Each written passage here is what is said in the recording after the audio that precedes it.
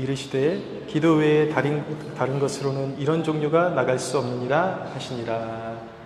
아멘. 네.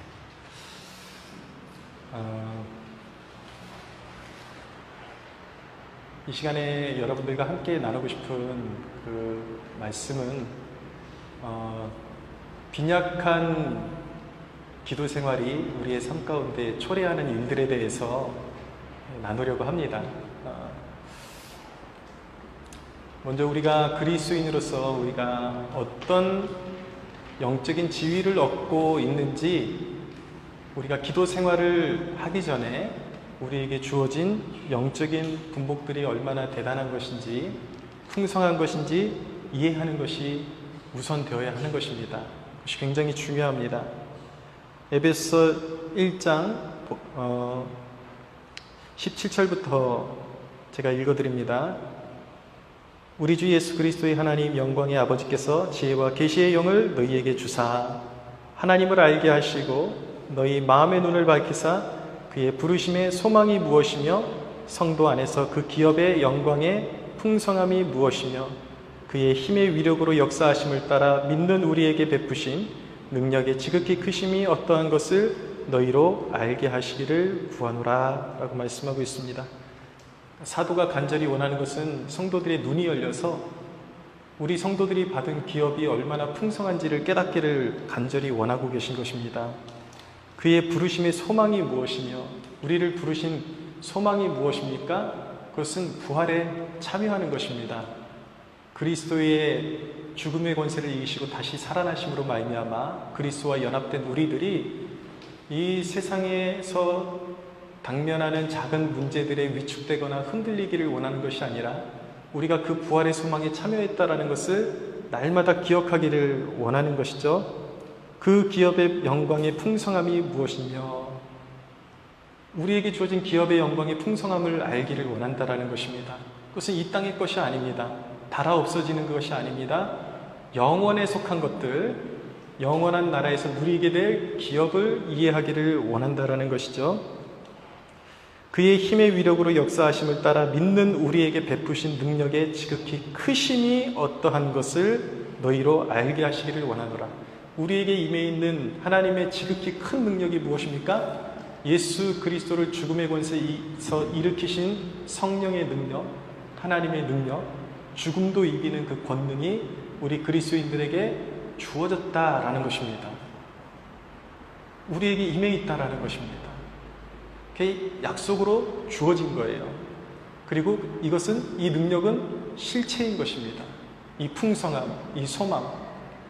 그런데 우리들이 살아가는 모습은 오늘 이 말씀에서 선포하는, 그리고 사도 바울이 알기를 원한다라고 그 소망하는 모습과는 사뭇 다른 모습입니다. 소망함이 없고 풍성하지를 못한 것 같아요. 늘 세상에 쫓겨다니고 무언가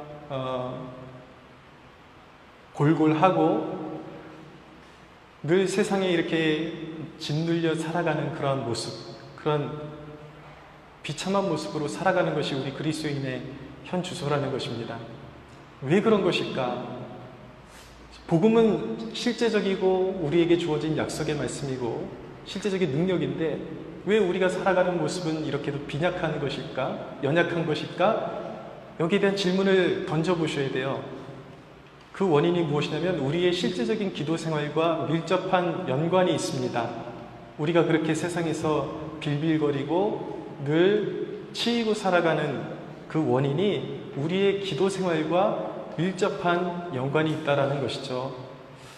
여러분, 많은 사람들이 기도의 중요성을 알고 있다고 하지만 얼마나 형식적으로 기도 생활을 하는지 모릅니다. 기도를 하긴 하지만 몇 마디 중얼중얼거리고 그냥 하나님의 어떤 임재라든지 이런 걸 전혀 느끼지 못한 상태에서 그냥 자리에서 일어나 버리고, 기도가 중요하다는 것은 알고 있지만 실제적으로 시간을 정해서 기도하는 자리로 나아가지 않고 있다는 것이죠. 그래서 빈약한 기도 생활을 하고 있는 것이 오늘날 많은 그리스도인들의 모습이라는 것입니다. 그럼 이 빈약한 기도 생활이 어떤 결과를 초래하는가? 첫째는 무엇이냐면 이 풍성함, 제가 말씀드린 은혜의 풍성함을 누리지 못하게 합니다. 어떤 고난도 이길 수 있는 풍성함, 그리고 영적인 그러한 활력을 누릴 수 있는 풍성함이 우리에게 이미 소유로 인정돼 있어요. 우리의 소유로. 그리스도 안에서 이미 우리에게 주신 것입니다. 그 풍성한 은혜를 받아 누리기만 하면 되는 것입니다. 아버지께서는 이 풍성한 은혜를 받으러 은혜의 보좌로 나오라고 말씀하고 계십니다. 그런데 그 약속이 거짓된 것이 아니라 약속은 너무나도 확실한데도 불구하고 사람이, 성도가 하나님의 약속을 의지해서 그 은혜의 보좌 앞으로 나아가지 않기 때문에 그 풍성함을 누릴 수가 없는 것입니다. 기도라는 것은 무엇입니까? 은혜의 수로를 여는 것입니다. 여러분들 이 수도를 보시면요, 수도꼭지를 보시면 물이 이미 이 수도꼭지 앞에까지 와 있는 것입니다. 물이 없는 게 아니에요. 틀면 나오는 것인데 우리 그리스도인들이 영적으로 얼마나 게으르냐면 그 틀면은 나온다라는 이 약속조차도 믿지를 못하고 틀지를 않아요. 그러니까 은혜의 수로가, 그것을 열면, 수로를 열면 하나님의 은혜가 풍성하게 우리의 삶 가운데 젖어들게 되어 있는데 그것을 열지 않기 때문에 늘 영적으로 빈곤하고 비참한 삶을 살 수밖에 없다라는 것이죠. 지난주에 제가 주일날 말씀드린 것이 무엇이냐면 우리 그리스도인들은 온전한 믿음이라는 것은 무엇인가? 예수 그리스도가 십자가에서 우리의 죄를 사하셨다라는 것을 믿는 것뿐만 아니라 그를 로드로 인정하는 것이다. 주 예수 그리스도, 주님으로 인정하는 것이다. 주님으로 인정한다라는 것은 무엇인가? 그분이 기뻐하는 삶을 사는 것인데 그분의 계명을 지키며 살아가는 것이다 라고 말씀드렸습니다. 그런데 계명을 지키며 살아가고 싶어요. 많은 사람들이 그런 소망함이 있습니다. 그런데 계명을 지키는 것이 너무나도 힘들어요. 왜 그렇습니까? 그것을 나의 힘으로 지키려고 하면, 억지로 지키려고 하면요, 우리의 마음의 구조를 이해하셔야 됩니다. 우리의 마음은 늘 하나님의 법에 버티는 그런 어떤 완고한 마음이 늘 자리 잡고 있다는 것이죠. 육의 사람과 영의 사람, 거듭난 사람이 늘 싸우고 있는데 우리가 현실적으로 느껴지기에는 육에 속한 사람이 더 힘이 센 것 같아요. 몰라서 순종 못하는 것이 아니라 알긴 아는데 거기까지 가지를 못하는 것입니다. 그런데 그것을 인간적인 힘으로 계명을 지키려고 하면 어떻게 됩니까?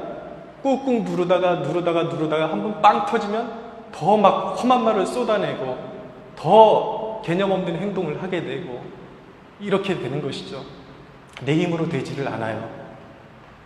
그것은 무거운 돌을 인간의 힘으로 굴려낼 수 없는 바위덩어리를 내 힘으로 굴려내고 하나님의 법을 지켜내려고 하는 것과 마찬가지인 것입니다. 먼저 내 마음에 큰 바위덩어리를 굴려내야 돼. 불순종이라는 바위덩어리를 굴려내야, 그래야 하나님의 계명에 순종할 수가 있게 되는 것입니다. 주님의 계명에. 근데 그게 인간적으로 되냐고요. 인간의 힘으로 그것을 하려고 그러면요, 사람이 더 완고해지고 더 고집센 사람이 되기가 십상인 것입니다. 그래서 우리 주위에 보면 이상하게 신앙생활 오래 했는데 불구하고 나름대로 늘 하나님의 뜻대로 살아야 돼 그렇게 주장하는 사람들 보면 오히려 세상 사람들보다 더 말이 안 통하고 더 완고하고 더 고집스럽고 인자함 없고 판단하기 좋아하고 비판하기 좋아하고 그런 사람들 얼마나 많습니까? 왜 그렇습니까? 그 안에 하나님이 부어주신 마음이 없기 때문이에요. 어떻게 해야 되는 것입니까, 여러분? 깊은 기도의 세계로 들어가셔야 되는 것입니다. 빈약한 기도 생활 때문에 내 자아가 꺾이지를 않는 거예요.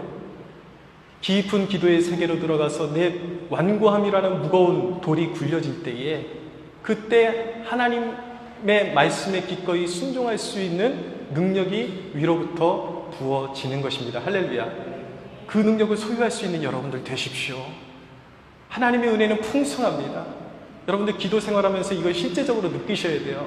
너무나도 완고했던 내 마음, 돌덩어리같이 굳어졌던 내 마음 가운데 기도의 세계로 들어가면요, 딴 거 없습니다. 성령께서 어느 순간 한 번 임재해 주시는 것을 느끼는 그 순간에 돌덩어리 같은 마음이 확 녹아져 내리고 내가 여전히 완고하고 부족하구나 깨닫고 기꺼이 주님의 말씀에 순종할 수 있는, 어떤 선택의 결정에서 내가 손해볼 것 같고 안 될 것 같아서 내 것만 챙기려고, 그리고 인간적인 선택을 하려고 그렇게 완고하게 버티고 있었는데 내려놔지지를 않는 거예요. 이걸 내려놔야지 되는데, 그런 완고한 마음이 있는데 성령께서 한번 내 마음을 터치해 주시기만 하시면 그 완고했던 마음이 스르륵 사라지면서 기꺼이 주님 앞에 순종할 수 있는, 주님의 계명에 복종할 수 있는 마음이 일어나게 되는 것입니다. 그 부드러운 마음, 순종의 마음을 소유할 수 있는 여러분 되시기를 축원합니다. 예.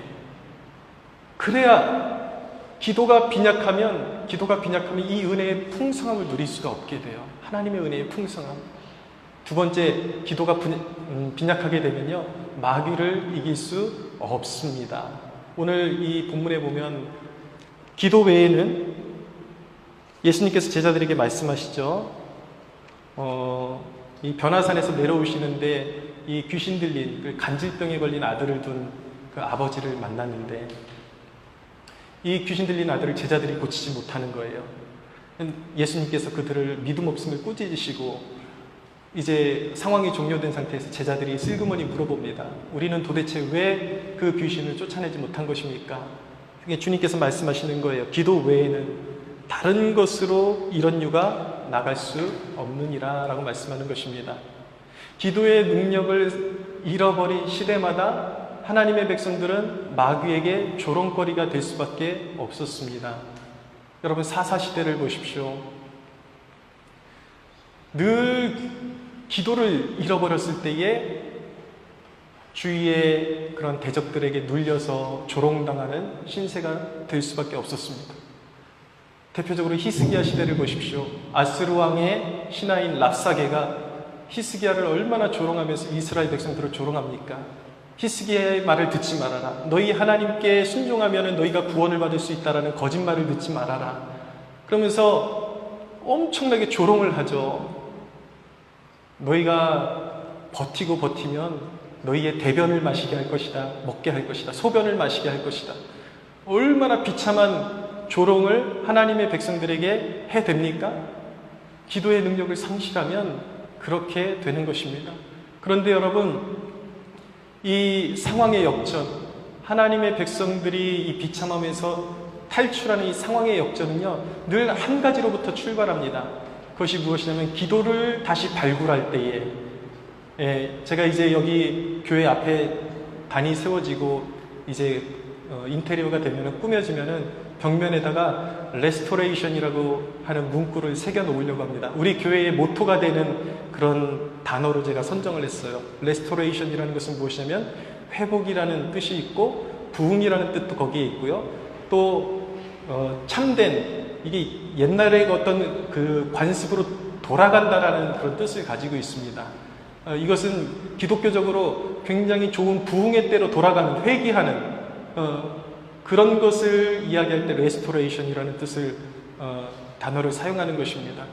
여러분, 상황의 역전, 이 비참한 하나님의 백성들의 이 인생사가 역전되는 그 타이밍이 언제냐면 기도의 능력이 회복될 때, 복구될 때예요. 하나님의 백성들이 기도의 능력을 복구시킬 때, 그때부터 하나님의 역사가 일어나고 하나님의 백성들의 비참한 상황이 역전되기 시작하는 것입니다. 할렐루야. 사사기에 있는 말씀 좀 읽어드릴게요.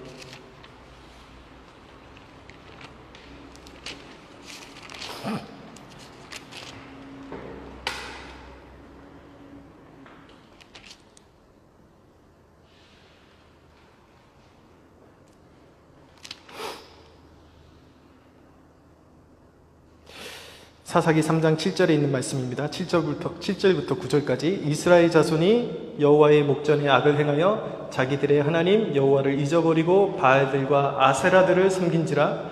여호와께서 이스라엘에게 진노하사 그들을 메소포다미아 왕 구산 리사다임의 손에 파셨으므로 이스라엘 자손이 구산 리사다임을 8년 동안 섬겼더니 이스라엘 자손이 여호와께 부르짖음에 여호와께서 이스라엘 자손을 위하여 한 구원자를 세워 그들을 구원하게 하시니 그는 곧 갈렙의 아우 그나스의 아들 온니엘이라 라고 말씀하고 있습니다. 제가 여기 한 구절만 읽어드렸지만 사사시대의 대적들에게 비참한 상황을 늘 겪어야 했던 이스라엘, 짧으면 뭐 10몇 년, 20년, 10년, 심지어는 40년 가까이 대적에게 노란하던, 조롱당하던, 눌려 살던 백성들이 구원을 받게 된 때는 언제입니까? 기도의 정신이 복구될 때예요. 레스토레이션, 회복되는 때. 기도의 능력을, 상실했던 기도의 능력을 회복하는 때인 것입니다. 이스라엘 자손이 여호와께 부르짖음에 여러분 영적인 야성을 회복하셔야만 하는 것입니다. 빈약한 기도 생활이 여러분들로 하여금 세상에 조롱받게 만드는 것입니다. 아무리 많이 벌면 뭐예요? 많이 버는 만큼 허튼 대로 돈이 계속 새나가고 자녀들이 말썽 부리고 일이 빵빵 터지고 어떤 사람은 가진 것 없어도 궁궐이나 초막이나 그 어디나 예수 그리스도를 모신 것이 하늘나라. 고난 가운데서도 늘 하늘의 평강으로 살아가는 사람들이 있는 반면에 어떤 사람들은 겉으로 보기에는 많이 버는 것 같고 세상에서 털을 잡는 것 같은데 그래서 주구장창 노력하고 수고하고 자기의 털을 닦기 위해서 열심히 뛰는데 그만큼 세상에 눌려 살고 마음에 평안이 없어요.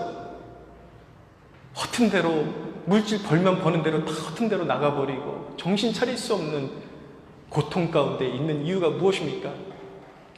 기도의 정신을 잃어버렸기 때문이에요. 빈약한 기도 생활 때문인 것입니다. 여러분, 신앙 안에, 교회 안에 흔히 돌아다니고 있는 거짓말이 무엇인지 아십니까? 잘못된 믿음의 전형이 무엇인지 아십니까? 그것은 기도를요, 어떤 사람들이 이렇게 합니다. 나는 특별히 기도하지 않아도 삶의 매 순간순간이 기도야. 나는 기도하는 마음으로 살아. 근데 여러분, 이거 굉장히 잘못된 신앙의 자세인 것입니다. 성경에는 기도에 대해서 그렇게 하라고 말씀하지 않아요. 물론 부분적으로는 맞습니다. 우리는 모든 삶의 순간순간마다 하나님을 바라봐야 되는 것이죠. 그래서 우리 그리스도인들의 삶의 자세를 뭐라고 말하냐면 종교개혁 정신 가운데 5번째 종교개혁의 정신이 무엇이냐면 솔리 데오 글로리아예요. 오직 하나님께 영광. 코람데오가 뭔지 아십니까? 하나님 앞에서 살아가는 삶을 코람데오라고 하는 것입니다. 우리는 매 순간순간마다 하나님 앞에서 살아가는 존재이고 하나님의 영광을 위해서 살아가는 존재인 것입니다.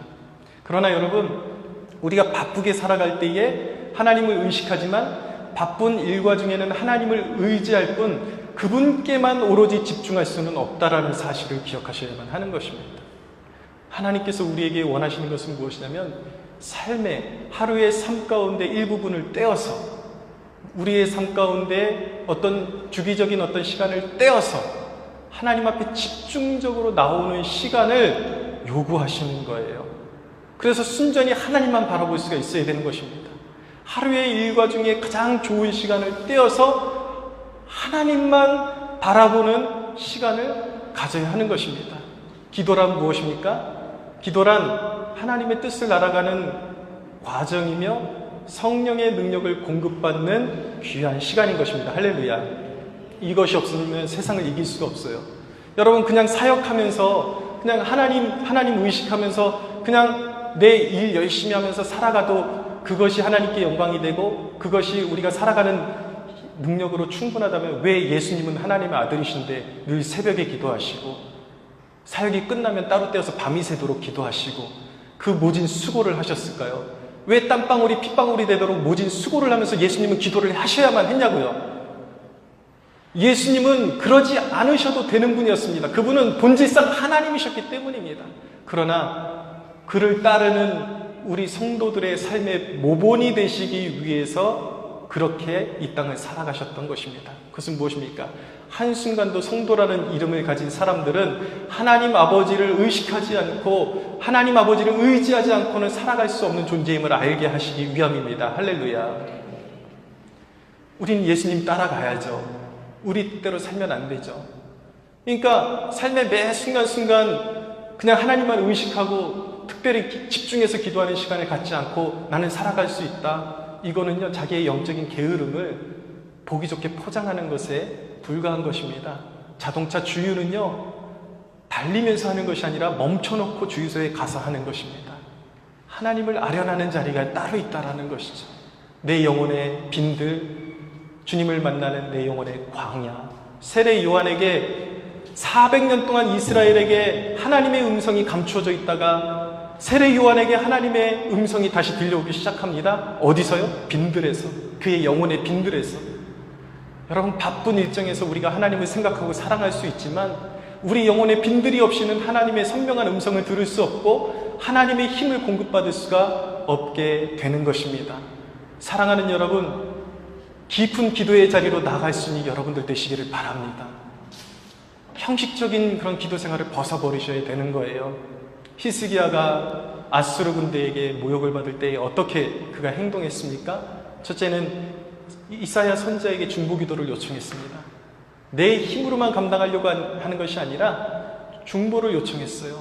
그리고 남에게만 기도해달라고 하고 끝낸 것이 아니라 히스기야는 자신이 대적이 자신을 조롱하기 위해서, 자신과 하나님을 조롱하기 위해서 보낸 적군의 편지를 들고 성전 앞에 나아가서 무릎 꿇고 그 편지를 펴놓고 하나님 앞에 기도한 것입니다. 기도를 잃어버렸다가 그 위기를 통해서 기도를 회복했어요. 이것이 진정한 축복인 것입니다.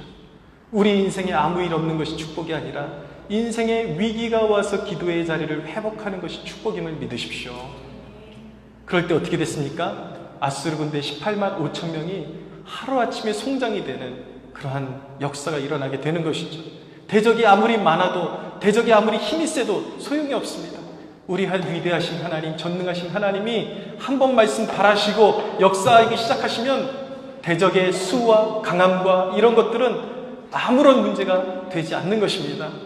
여러분, 왜 기도할 때만 이런 일이 일어나는 것입니까? 왜 마음속으로 나는 하나님 사랑해 사랑해 그러는데 이런 대적을 이기는 성령의 권능이 우리에게 부어지지 못하는 것이고, 왜 기도를 집중적으로 해야만 이런 성령의 권능이 우리에게 부어지고 대적을 넉넉히 이길 수 있는 힘이 우리에게 부어지는 것입니까? 왜인지 아십니까? 시간을 떼어서 기도하는 것이 하나님의 권위를 인정하는 것이기 때문인 것입니다. 그 행위 자체가. 여러분, 우리 인생의 성공은요, 우리 인생의 성공은 하나님의 권위를 인정하는 것에 있음을 믿으십시오. 성패가 여기 달린 것입니다. 하나님의 권위를 인정하면 승리하는 것입니다. 여러분, 우리의 그 신앙의 행위들이 있지 않습니까? 주일 성수하고 우리가 헌금 생활하고 11조 생활하고 기도에 헌신하는 이런 것들이요, 왜 이것이 중요한 건지 아십니까?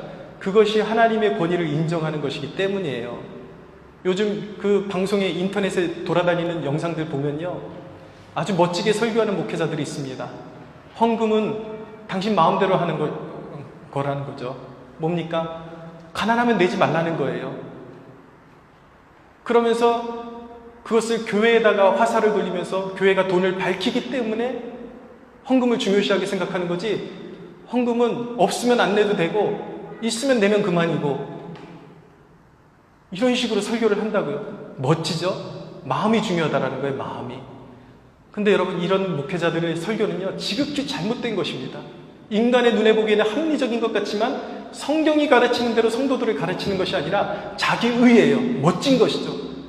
가난하십니까? 상황이 어려우십니까? 내지 않아도 됩니다. 여러분, 설교는 그렇게 하는 것이 아닙니다. 죄송하지만 제가 설교 잘한다는 얘기가 아니라 목회는 그렇게 하면 안 되는 것입니다. 백성들, 하나님의 사람들 한 사람 한 사람이 하나님 앞에서 어떻게 시간을 들여서 하나님의 주권을 인정하고, 물질을 통해서 하나님의 주권을 인정하고, 시간과 그의 모든 재능에서 어떻게 하나님의 주권을 인정하고 그에게 당면한 삶의 모든 문제들을 하나님의 권능을 이미 힘입어서 넉넉히 이길 수 있는가를 가르쳐주는 것이 목회예요. 그것이 설교예요. 오늘날 그리스도인들이 분별해야 됩니다. 아무 설교나 듣고 막 따라가면 안 돼요. 멋있어 보이지만 멋있는 것이 아니에요. 사실은 그 모든 은총의 수단들은 우리의 것을 하나님께서 빼앗기 위해서 우리에게 제정하신 것이 아니라 하나님의 주권을 인정하는 백성들에게 하나님의 놀라운 능력을 보이시기 위해서 네가 나를 인정하느냐? 그럼 너의 시간의 일부를 떼어서 기도의 자리로 나와라. 네가 나를 인정하느냐? 지금 가난한가? 그러면 나를 인정해. 너의 수입의 일부분을 떼어서 나에게 가져와봐. 이게 뭡니까? 하나님이 나를 인정하라는 거예요. 여러분들의 것을 빼앗기 위한 것이 아니라 하나님은 그런 모든 것이 없어도 세계를 경영하시는데 전혀 지장이 없으십니다. 그런데 왜 하나님께서 그런 것을 요구하십니까? 성도들을 사랑하시기 때문입니다. 할렐루야. 여러분들을 가장 선한 길로 인도하시기 위해서 하나님은 그렇게 하시는 것입니다. 여러분, 기도가 깊어지면 어떤 은혜를 누리게 됩니까? 첫째는 죄의 문제를 해결함 밖에 됩니다. 제가 시편에 있는 말씀 읽어드리겠습니다. 시편 51편 14절에 보면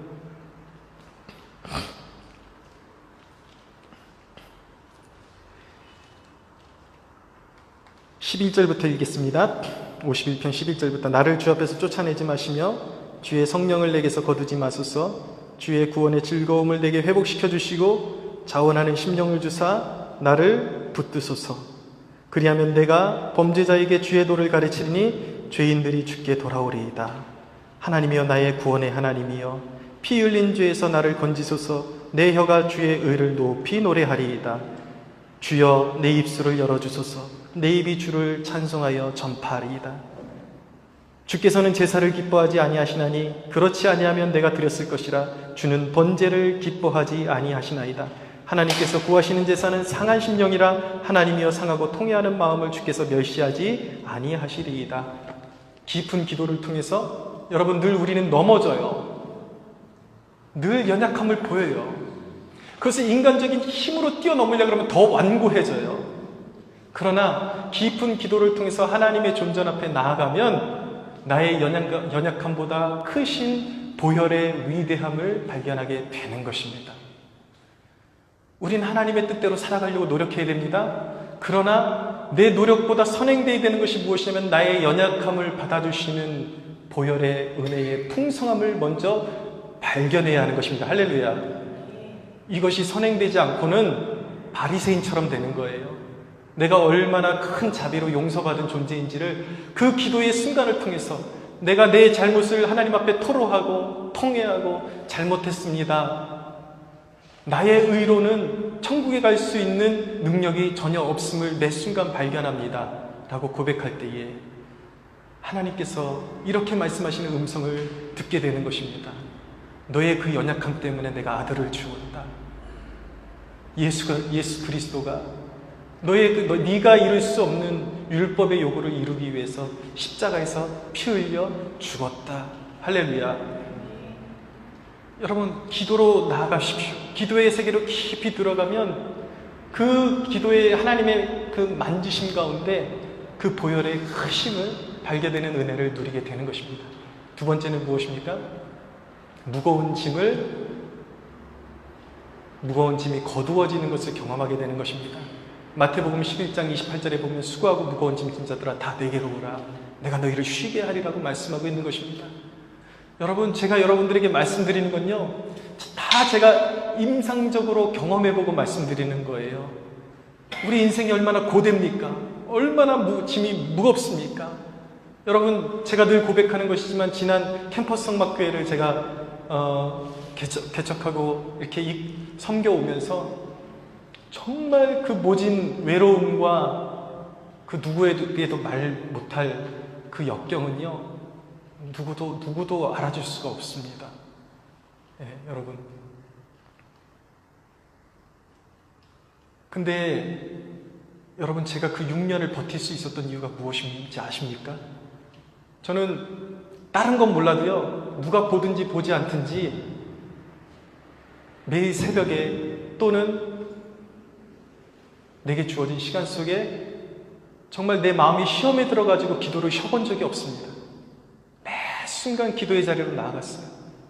기도할 때마다 내 무거운 짐 주님 앞에 내려놓으면 하나님의 임재를 느끼는 거예요. 하나님의 임재, 나의 이 비급한 마음 가운데 하나님이 성소 삼아주시고 하나님의 영이 임재하시면요, 나의 무거운 짐이 깃털처럼 가벼워지고 진짜 사람들은 그래요. 야, 그 비참한 목회 아니냐? 겉으로 보고 판단하려고 그래요. 당신 축복 못 받은 거 아니냐? 당신 그 정도 목회밖에 못하느냐? 당신이 그 정도 목회하는 것은 당신의 숨겨진 죄가 있기 때문이 아니냐? 심지어는 이렇게 말하는 사람들도 있더라고요. 참 미련한 사람들이에요. 그 안에서 얼마나 하나님과 깊은 교제가 일어난지를 모르고 말을 함부로 하는 사람들이 있더라는 것이죠. 그러나 여러분, 그 6년 동안에 그 하나님의 임재가 나를 살게 해주었습니다. 그리스도께서 예수님께 나아가니까 정말 내 무거운 짐을 맡아주시더라고요. 할렐루야. 주님께 나아가면 승리할 수 있습니다. 또 한 가지, 기도가 깊어지면요, 우리 마음이 견고해집니다. 다윗이 거의 15년 이상을 사울에게 쫓기면서 연단을 받았는데 매 순간 죽음의 고비를 넘기는 연단, 그 고비를 넘겨야 했습니다. 마음이 무너지고, 그러나 그에게 허락된 그 연단의 기간을 다윗이 넉넉히 이길 수 있었던 유일한 이유는 무엇이냐면 그의 마음의 견고함 때문이었어요. 사무엘상 30장 6절에 보면은 그런 말씀이 있습니다. 다윗이 다급했으나 그의 하나님 여호와를 의지하여 그의 마음의 용기를 얻었다라고 말씀하고 있는 것입니다. 모든 순간에 마음이 무너지면 인생이 허물어지는 것입니다. 왜 사람이 자기 인생을 스스로 목숨을 끊습니까? 마음이 무너졌기 때문입니다. 하나님이 돕고 계신데, 하나님이 함께하고 계신데 마음이 무너지면 의심에 빠지는 거예요. 마귀의 조롱에 넘어질 수밖에 없는 것입니다. 거기에 넘어가다 보면 극단적인 선택을 할 수도 있는 거예요. 그러나 여러분, 기도가 깊어지면요, 마음이 견고해집니다. 사랑하는 여러분, 여러분들을 축복합니다.